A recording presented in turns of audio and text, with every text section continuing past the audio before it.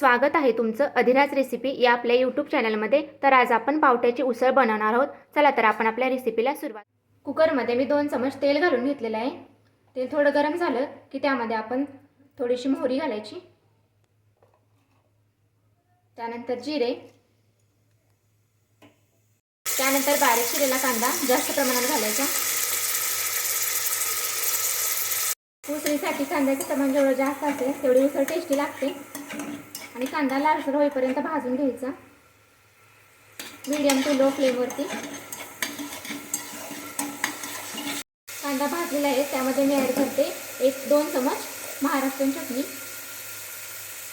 तुम्ही तुमच्या आवडीनुसार वापरू शकता मसाला, जो कोणता आवडतो तुम्हाला ते। एखाद मिनिट परतून घ्यायचं। त्यानंतर मी यामध्ये ॲड करते पावटे, मिक्स करून घ्यायचं एकदा चांगलं। त्यानंतर यामध्ये घालूयात पाणी। पाण्याचं प्रमाण एकदम थोडं ठेवायचं। कुकरमध्ये पावटे पटकन शिजतात त्यामुळे जास्त पाणी वापरायची काही गरज नाही आहे। त्यानंतर यामध्ये घालूयात मीठ तुम्ही चवीनुसार घाला। मिक्स करून घ्यायचं पुन्हा एकदा व्यवस्थित। त्यानंतर मी कुकरचं झाकण लावून घेते।